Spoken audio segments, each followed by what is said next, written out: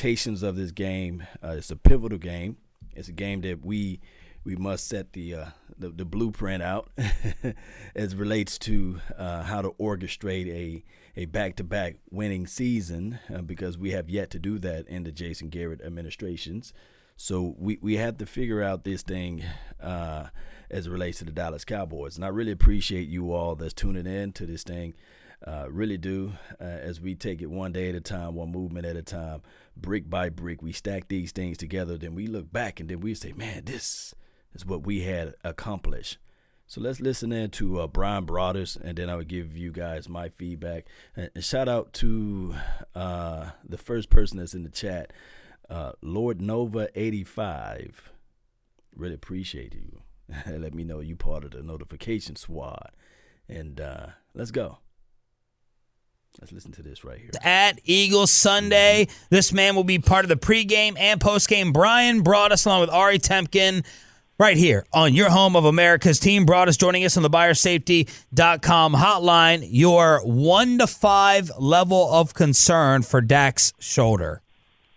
Well, everybody's saying the right things, and that's his teammates and the owner, general manager, and talking to people on the medical staff, they believe that he should be fine. And so the plan all along was to get him to at least Saturday and then have him try and throw at that point in time. So today being a Friday practice, we'll see if he throws some today. But again, the plan all along was trying to get him to Saturday and then work from there. So as long as the medical people are confident that he'll be okay and he's saying he'll be okay, then I think that's really what you have to go with.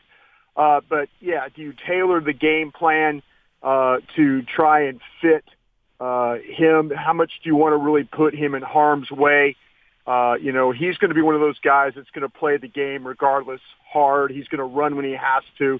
Some of his best plays and over the years against Philadelphia have been scramble runs where he's made people avoid and then finish a run to get a first. So he's going to play the game full tilt. Can you protect him enough? I know my experience through the NFL and other, college and stuff. Modern medicine can also help here if it's in a certain area. They can do some things there to kind of help him with the discomfort. So a lot of options, but it all seems to be they'll be okay for him on Sunday. Yeah. Yes, indeed. So here's the thing with Dak Prescott. He is a warrior, right? He's the guy that's not going to go down without a fight. He's the type of person that's going to fight regardless of the situation. The type of injury that Dak Prescott occurred on his shoulder is nothing new to him. It's not a foreign situation. It's something that he experienced before. And he experienced this thing down there at Mississippi State.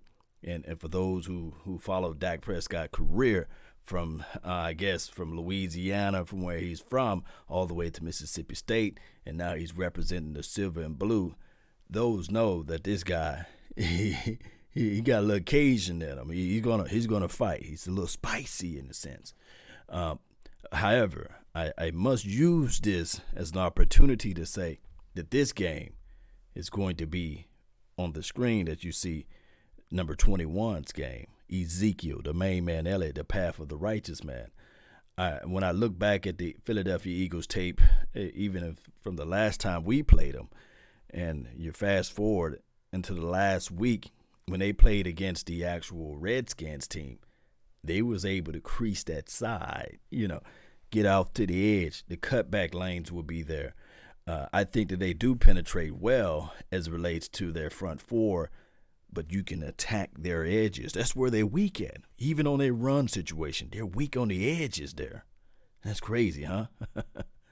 You mentioned them needing to take that into consideration, Brian, but if you were the head coach or you were designing, how this thing was going to go, would you still want to put the ball in Dak's hands knowing that this could hinder him in any way? Or are you thinking, like many folks have suggested, look, just keep giving the ball to Ezekiel Elliott until it stops working, and then if we need to figure out a plan B, we can do that?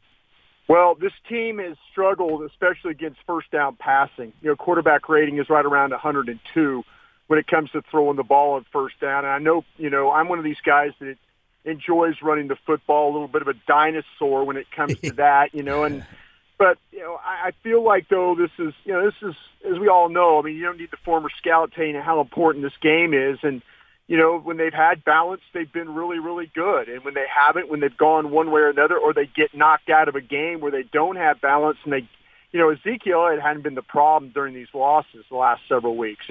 It's been they get behind and they have to throw the ball every snap. And, I feel like, though, that the best way is the balance if they can. Ezekiel has had great success against these guys running the football, but this is a pretty good run defense. But I tend to believe that let Dak Prescott play this game and see where it falls as far as that goes. Brian Broaddus joining us on the BuyerSafety.com hotline, former NFL scout, Cowboys pre and post on the Fan. What is Philly's defense? I've heard the secondary get made fun of. I've heard Eagles analysts say they cannot get pressure if they don't bring more than 4. Jim Schwartz, they want to run him out of town. I know that you put us on to Fletcher Cox years ago. What is the Eagles' D right now? Yeah, and everybody's really right at what they're saying about Philadelphia. Opponents have had great success scoring outside the 30-yard line. That's kind of like the threshold, when you talk about how many scores you've given up. Everybody talks about red zone scoring and stuff like that. Well, Philadelphia gives up a lot of points outside the 30-yard line. So that just tells you they give up big plays. They give up big scoring plays. Here's why they give up big scoring plays. Because they on the edges there. They penetrate well. Like I said, the snap get off for Fletcher Cox and those boys that's on their front four is nasty. I think that the safety play with the Philadelphia Eagles are pretty good, too. Jenkins is nobody to sneeze at, but we did see Jenkins get ran over by Ezekiel, the main man, Elliott. And it is what it is, Cowboy Nation. Henry Floyd, really appreciate you for tuning in. He says, go Eagles. Shout out to him. You even got some Eagles fans in here. Jordan K., meticulous Cowboy.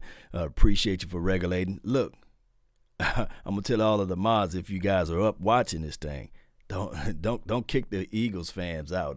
Don't ban them. Let them talk for this week. They on here. Let them speak their mind. Let's just keep it. Don't do anything personal per se. But you can say, you can speak your mind. I let you speak your mind here. Shout out to you, Tom Bradley and Larry Williams, as well as Scott Cook, and on my Facebook panel. Gustavo, I think that's your name, and Donna Weaver. Really appreciate you all that's watching on the Facebook deal. I'm thinking that this team we can figure out ways.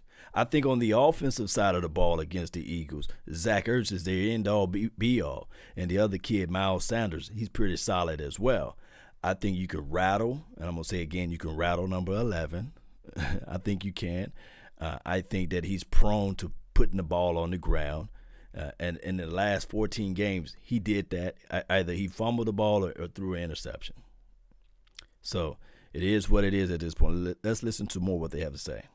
They're really one of the worst defenses in the league when it comes to defending outside the 30-yard line. So, it's something you have to consider. When they bring pressure, it's usually with their safeties. They're not big on blitzing the linebackers. They like to bring Malcolm Jenkins and Rodney McLeod. And, at some point in time, you might see both of them blitzing and then them locking up, the outside locking up in man coverage and seeing if they can handle people that way. And they've had some problems when the safeties haven't gotten home.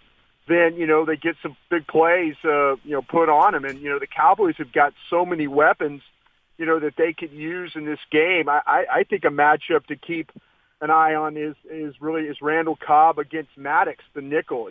Avonte Maddox is the nickel corner for them, and he's had some problems, playing out of the slot. And so if you're talking about defending on third down or some of those, maybe even a first or second down throw, if you get an 11 personnel and making him have to play a little bit. But, yeah, they miss Derek Barnett, who's been their best pass rusher. I mean, he's a guy that gets pressure, and he hasn't practiced really all week. Vinny Curry, I don't think is good enough, to handle things. But again, you also mentioned Cox, Brandon Graham. Those guys are quality players. But the Cowboys have done a pretty good job with their protection overall. in these games that we've seen so far. Broadus, you mentioned so many injuries on the other side of the ball for the Eagles. You have their defensive line that's been decimated in Barnett. You have their secondary that's been hurt all year, and you have their wide receiving core that obviously isn't going to be available for this game. Which of those injuries do you think has hurt what the Eagles like to do the most as far as defensive line, secondary, or the wide receiving group? Well, I think it's the wide receivers. You know, this team is one of the worst when it comes to yards after catch. And again, that's a reflection on the receivers. You know, their inability. They do not have big play players unless you go to the tight ends and then you go to the running backs. But they do two things that will give the Dallas Cowboys problems. They're one of the better screen teams that you will face all year long. Doug Peterson, you know, he learned this from Mike Holmgren, Andy Reid, those guys back in the day. You know, it goes all the way back to San Francisco screen package with Roger Craig and how to get those tight ends and running backs involved. And so, you know, this is something that the Cowboys have got to be worried about. And they'll run these screens off off anywhere on the field. You know, you're going to see tight end delay screens. You're going to see back delay screens. But, yeah, these are things when you're having to make up for the injuries at wide receiver because you just don't have any explosive players, you know, on the outside. They have nobody that could really stretch the field. You know, this kid Ward has played pretty well for him, but, you know, that's really it. They've struggled with that, but the tight ends are weapons and the backs are weapons. So, you know, so for some of the things that they're lacking at wide receiver, I feel like that they can make up with it with the backs and the tight ends making some plays for them. So is this Byron on Ertz?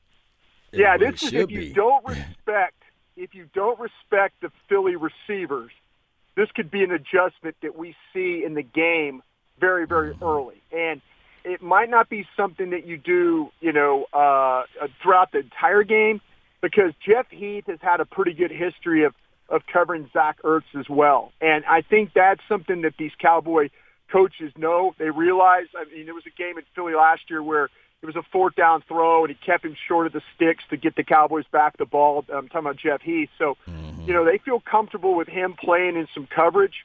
You know, they need to take advantage of this middle of this Philly defense. They did a great job against the Rams last week, controlling the inside three on offense for the Rams. They didn't let the center and the guard do very much, and so, you know, big game from the tackles, big game from the linebackers. That will surely help what they want to do because Carson Wentz is really big on Hey, before Brian Broadus go into more details of that, my thing is with Jeff Heath. I love Jeff Heath as it relates to out in space, but not so close to the LOS. I just don't see Jeff Heath winning multiple situations in that package with an Ertz or what have you. I could be 100% wrong, but when I look at the film, I like Jeff Heath more as a free safety role of opposed to being down there inside the box as a strong. And here's another thing. If you look at this play on the top of the screen here, Dak Prescott running the ball. You know, this is a pivotal game. I think we need to use those Mississippi State legs, as you can see right here. If you can use Dak Prescott in those factors as it relates to, I guess, red zone, money zone, green zone, if you look up top, you'll see that Dak Prescott can get to the edge because I think that with the Philadelphia Eagles, they get a lot of penetration as it relates to the interior. Their edges are very soft, like cottonelle tissue, you know. So they subject to the move play, and you see how Dak Prescott is able to run that ball in. I'm looking at it in those parameters, Cowboy Nation. Shout out to you, Tad, man. Really appreciate you.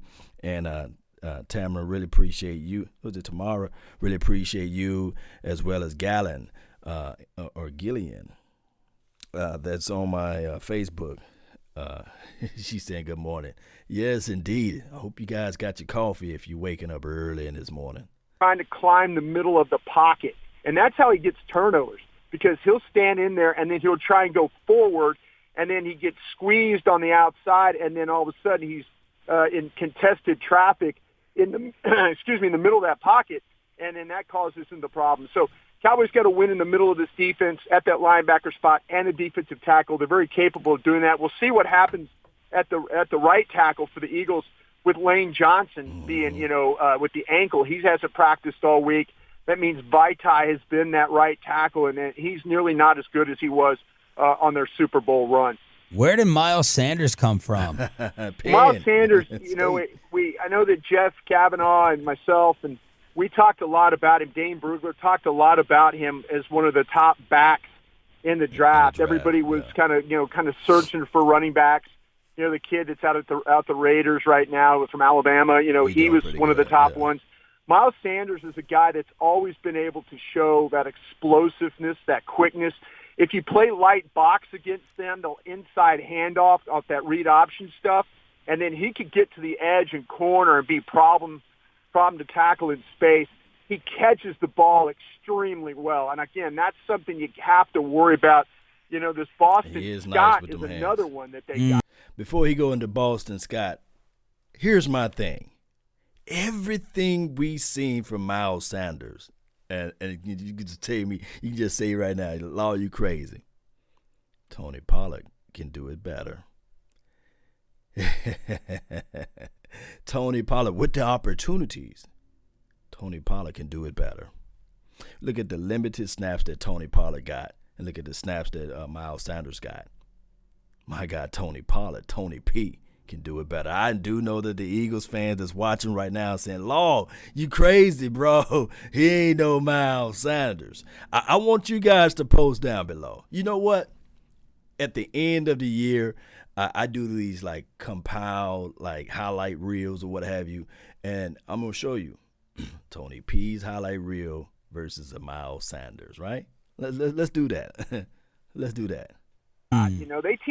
They do a really good job of finding those guys that, not only, the high pick guys, but then those third, fourth, fifth, late in the draft type guys that end up being a big problem when you have to deal with them and what they present for you. So you mentioned, Brian, the guys that really the Cowboys will probably be focusing on to worry about. They're not worried about the wide receivers on the outside, but they are worried about what Zach Ertz and Miles Sanders can do against them. Right. And you mentioned Heath in his coverage of the tight end. So is this a game that you think you could see the Cowboys defense going with a lot of single high safety and potentially a lot of zero safeties, no help over top for their cornerbacks, leave them on an island and walk those guys down into the box, like you said, to try to force or do you think they'll try to keep them in front of them as the Rod Marinelli style has been, bend but don't break, thinking that if we keep them down, we can beat them if we score 25 or 30. Yeah, I think this is one of those things where you try and make them. They have some of the similar problems that the Cowboys defensive coordinators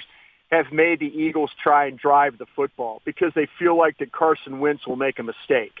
So, if you're not going to get big run after catch, then try and keep some stuff in front of you, rally and tackle. If they tackle as well as they did against the Rams last week, they're going to need to do that in this game, especially on these running backs, especially on the tight ends. But if they could keep things in front of them and then make Carson Wentz have to drive the football, I think they've been pretty good on third downs, but he's also prone to mistakes as well as making some throws and that are pretty questionable as well. So, how aggressive do you really, really want to be? Carson Wentz he'll move, he'll slide, he'll do things in the pocket to kind of buy that second chance. So you have to be careful about just totally committing everything to pressure. I think you're going to have to cover those tight ends. You're going to have to secure those backs, and then you're going to have to find a way to make him have to make a great throw to kind of get them off the field. Again, they're not a big 3-and-out. Hey, the thing is with Carson, he's not going to go down without a fight. I've seen the kid hold the ball to the last minute to get that ball out. So Brian Broaddus is right. Team, they're pretty good at driving the ball, but he is prone to mistakes, and I think that's what you're talking about, Roy. Keep things in front of you, play really good inside the 30-yard line, and make them kick field goals from there. Brian Broaddus here on The Fan. Who do you like? Well, I go back and forth on this one because I feel like, though, that there's some things that the Eagles do present problems. I've kind of talked about all that. I do feel like that Dak Prescott, even though they're talking about the shoulder and stuff, I think he'll be fine for that. Ezekiel Elliott plays very well. The Cowboys have blocked very well against these guys. I think it's going to come down to the Cowboys' offense, having to make some plays in this game, and I think they're capable of doing that against this Eagle defense. So I'll take the Cowboys in this one. I'll hold off on a score prediction because that's the last thing we talk about on the pregame show. But I do like the Cowboys in this game because I feel like they've got enough weapons to move the football. I mean, yeah, it's one of those things where, hey, they fooled me before, but I kind of feel like, though, if you're looking at the Eagles and the way they're situated right now in defense and the way they're situated on offense, the Cowboys are just a better team when it comes to player, and they should be able to do that come Sunday. Yesterday, you tweeted Fish and I about our referee discussion, right, where Stephen Jones says he hopes to get rid of PI replay. Sure. Where do you stand on PI replay and replay in general? Well, in all due respect to Stephen Jones, who I had the great pleasure working for, for a long time, I feel like that, to me, Stephen Jones is not going to lose his job when games are lost. Brian Broaddus is going to lose his job when games are lost because, you're one to the good or one to the bad. And so I feel like, though, that, I just want them to get it right. And if replay helps them get it right, because there's no accountability in the NFL office. They say they grade these guys, but I see the same officials every week, going from city to city, affecting lives. And I know that's very intense on my part, but it's true. If you've sat in that chair and, your team is, the difference between 7-9 and 8-8 could get you fired because you lost a game because, Jerry Austin or Walt Coleman or somebody down there, Ed Hockley, whatever, made a call that affected your season. Well, that's a tough pill to swallow right there. So I'm for replay. I'm for getting it right. But I'm also for these officials to be more accountable, and I'd like to see them remove several of these guys. If they can't get it right on a consistent enough basis, there's plenty of officials around the country, that referee these college games. No lie. Officials need to get it right on the first time. I don't know what they're going to do as far as the reviews and these sorts of things. But shout out to Brian Broaddus. That was his 105.3 The Fan interview with the boys out there. Shout out to Lord Nova. Thank you for making a donation to help grow the nation. Here's the thing. Cowboys have to be focused. They must play well, and they have to figure out ways. Like I said, Carson Wentz, he does not go down without a fight. Sanders, he's a guy that can catch the ball well in short areas. He can get upfield. The running back, the Boston Scott kid, is very elusive, quick. And Zach Ertz is their end-all, be-all. He's everything for them. So we have to figure out ways, basically. Shout out to you, Natasha. Thank you for tuning in. Let's get this thing going, Cowboy Nation. Let's get it going. At the end of the day, it's one of those pivotal moments where we look at this team and we have to say, will this be the team that can get us to the playoffs? This is a playoff type of game. And if they look any way of flat or not focused, they shouldn't be up like me right now, right? They shouldn't be up with us right now, right, Cowboy Nation? Shout out to you, Gustavo, man. He sends a big fan from Mexico. Man, really appreciate you. But we should be ready. We should be on this thing. Let's go, Cowboy Nation. Let's go. Games. Find guys that do it the best. Take care of them, pay them what you have to do. But this game does not need to be decided because officials are incompetent in doing their job. I think that's the biggest problem. Yes, indeed. So, all right, Cowboy Nation, that was the end of that interview there. We'll be locked, loaded, ready tomorrow. That's all the time that I have for this beautiful morning or beautiful night, depending on where you're watching this thing is from. And we're going to get on out of here, and I'm going to look at some more film, and I'll be right back at you guys early in the morning. Let's go, Cowboy Nation. Let's go. Raw, real, and uncut. What's good with you, man? I know you ready, huh? I know you ready. Because I'm ready, man. I'm ready for this thing, man. I can feel it. I know you guys can feel it, too. Let's get on out of here, Cowboy Nation. Y'all already know. Let's go.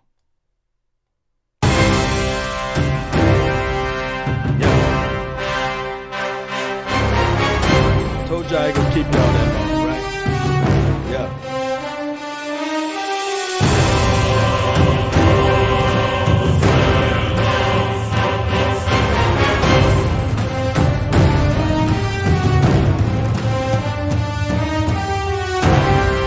Need to see some fire in the chat box before I go. Need to see some fire.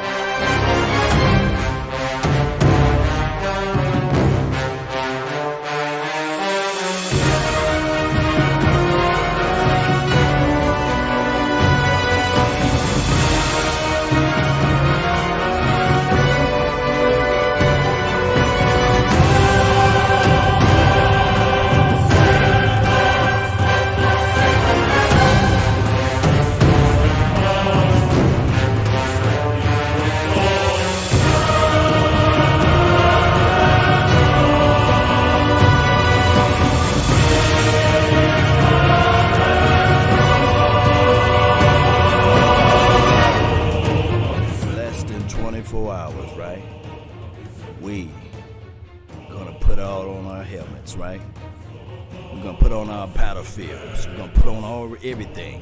We're going to be locked, loaded, and ready, Cowboy Nation.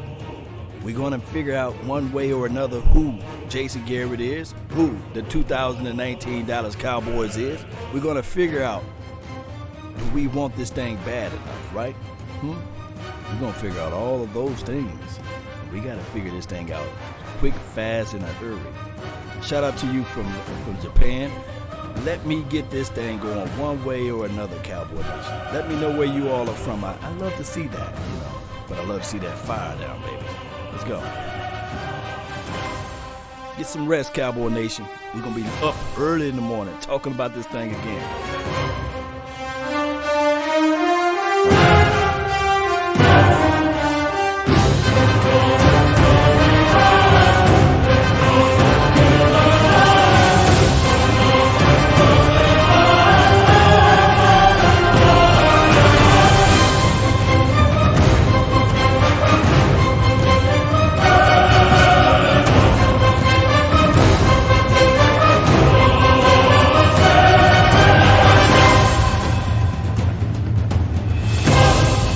Cowboy Nation.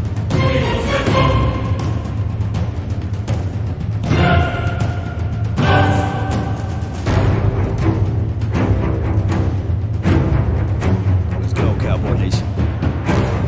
Come on, let's get this W. Gotta find out a way. If you're sleeping right now, wake up. Get up out your sleep. If you listen to this right now, you're falling asleep. The sound of my voice.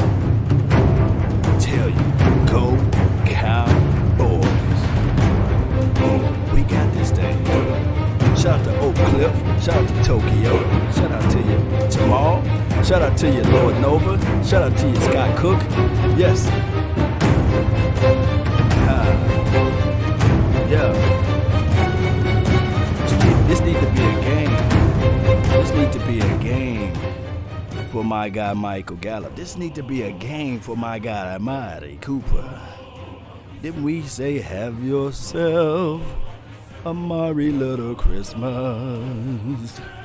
This need to be a game for him. I'm ready to open up some presents. We want to open up some W's as presents, right? We got hope right now. And there's hope in the future. There's power in the presence, not just of the mind. We got to get this thing, Cowboy Nation. We've been battling through this thing for 25 years, and I'm tired of it, right? I'm sick and tired of it. They say, Law, why you don't do any trash talking? Because I'm not out there on the field. If I was out there on the field, I would be doing some trash talking right now. I'll have the high confidence and the high level of my mind and my mental fortitude of thoughts, and I will be able to sit there and say that, hey, this team is this and this team is that. But I'm just a fan. We so far away from this thing, we can't go out there and give the game plan. But I can tell you one thing. We would know who this team is less than 24 hours. We would know. Let's keep this energy, Cowboy Nation. Let's go.